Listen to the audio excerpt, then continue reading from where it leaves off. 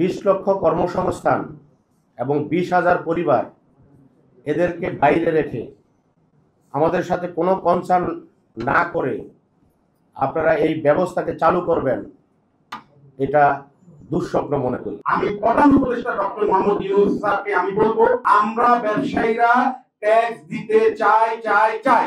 আসলে এই দাবিটা হচ্ছে জনগণের দাবি। আমরা যারা মোবাইলে বিজনেস করি, আপনারা যদি খেয়াল করবেন, আমরা 1 টাকা দিয়ে যে পণ্যটা কিনবো সেটা আমরা হয়তো দেখা যাবে, এক্সাম্পল আমি 1 লাখ টাকা দিয়ে একটা পণ্য কিনলে আমি 1,01,000 টাকা বিক্রি করবো। 1,57,000 টাকা দিয়ে একটা পণ্য কিনলে 1,58,000 বিক্রি করবো। আমাদের ব্যবসায় কোনো লস নাই। আপনারা ব্যাপারটা বুঝবেন, আমরা আসলে জনগণের জন্য কারণ আপনারা দেখেন একটা জিনিস, জনগণরা আমরা যারা মোবাইল ব্যবসা করি, আমরা মোবাইল সম্পর্কে ভালো অবগত, ফিউচার কি হতে পারে আমরা ভালো করেই জানি। আপনারা সাংবাদিক, আপনারা ক্রাইম বা অন্যান্য রিপোর্ট সম্পর্কে আপনারা অবগত। তা আমরা বুঝতে পারছি সামনে যদি এই এনএএস সিস্টেমের মাধ্যমে যদি 57% আমাকে ট্যাক্স আরোপ করা হয়, সবচেয়ে বেশি ক্ষতিগ্রস্ত হবে আমাদের দেশের জনগণ। সর্বোপরি সবচেয়ে বেশি ক্ষতিগ্রস্ত হবে দিনমজুর যারা রিকশাওয়ালা আছে, এরা মোবাইল ইউজ করতে পারবে না। এবং সবচেয়ে বড় ক্ষতিগ্রস্ত হবে আমাদের স্টুডেন্ট সমাজ, আমাদের ছাত্র সমাজ। কারণ ছাত্ররা একদম কম মূল্যে, ন্যায্য মূল্যে ভালো প্রোডাক্টের হাই কনফিগারেশন যে সেটগুলো পাচ্ছে, সেগুলো পাচ্ছে আমাদের এই গ্রে মার্কেটের জন্য। আপনারা একটা জিনিস খেয়াল করবেন, আমাদের সামনে যে যুগ আসছে সেটা হচ্ছে এআই এর যুগ। এআই এর যুগে আমরা যদি পিছনে পড়ে থাকি তাহলে জিনিসটা আসলে একেবারে বেমানান এবং দুঃখজনক। আপনারা দেখেন, আমরা প্রযুক্তিগতভাবে সামনে যেখানে এগিয়ে যেতে চাই, ওই জায়গায় একটা সিন্ডিকেট, বিভিন্ন ধরনের আমরা উপদেষ্টারও নাম শুনতে পাচ্ছি, উপদেষ্টা সহকারীর নাম শুনতে পাচ্ছি, ওরা মিলে আমাদের দেশের কয়েকজন মুনাফালোভী, সুদখোর বলবো, আমি ওদেরকে সুদখোর বলবো, মুনাফালোভী সুদখোর সিন্ডিকেটের উদ্দেশ্য হাসিল করার জন্য কোটি কোটি মানুষকে এরা ক্ষতিগ্রস্ত করছে। আন্দোলনের ব্যাপারে একটা কথা বলবো আপনাদেরকে, শুধু আপনারা আমাদের এই মোবাইল ইউজ করে প্রায় 6 কোটি সিম আমাদের বাংলাদেশে ইউজ করে। এই 6 কোটি লোকই কিন্তু এটাতে ক্ষতিগ্রস্ত হবে। এবং এই 6 কোটি লোক যদি ক্ষতিগ্রস্ত হয়, এখনো কিন্তু সবাই ঘুমে আছে, কেউ বুঝতে পারছে না এটার পরিণতি কি হবে। এটার রেট অনেক বেড়ে গেছে। আমি খরচ করে বলি, যদি এরকম একটা পরিস্থিতি সৃষ্টি হয়, 5 আগস্টের রেকর্ড ভেঙে সকল জনগণ রোডে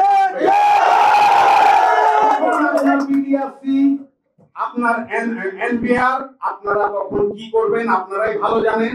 এবং আপাতত উপদেষ্টারা যারা আছেন, আমি আপনাদের সবিনয়ে আমি অনুরোধ করছি, আপনারা এখন দেশের ক্ষমতাবান ব্যক্তি, আপনারা দয়া করে এই জিনিসটাকে আমলে নেন। কারণ আমরা সামনে নির্বাচনের আগে আমরা চাই না আন্তর্জাতিক কোন সম্প্রদায় আমাদেরকে ক্ষতি করুক, এই সব উদ্দেশ্য প্রণোদিত কারণ দিয়ে।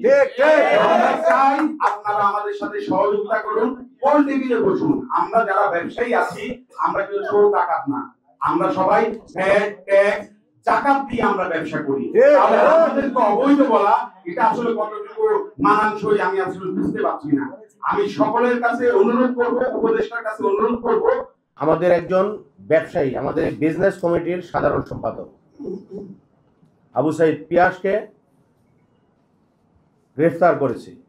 আমরা এই উদ্দেশ্যগুলা আমরা জানি, বুঝি কি কারণে তাকে গ্রেফতার করা হয়েছে। এবং আমাদের সভাপতির বাড়িতে ডিবি হানা দিয়েছে সরকারি গোয়েন্দা সংস্থা। এটাতে আপনারা কি বুঝাতে চাচ্ছেন আমরা জানি না, কিন্তু আমরা বলতে চাই, এই 20 লক্ষ পরিবার, 20 লক্ষ কর্মসংস্থান এবং 20,000 পরিবার এদেরকে বাইরে রেখে আমাদের সাথে কোনো কনসার্ন না করে আপনারা এই ব্যবস্থাকে চালু করবেন, এটা দুঃস্বপ্ন মনে করি।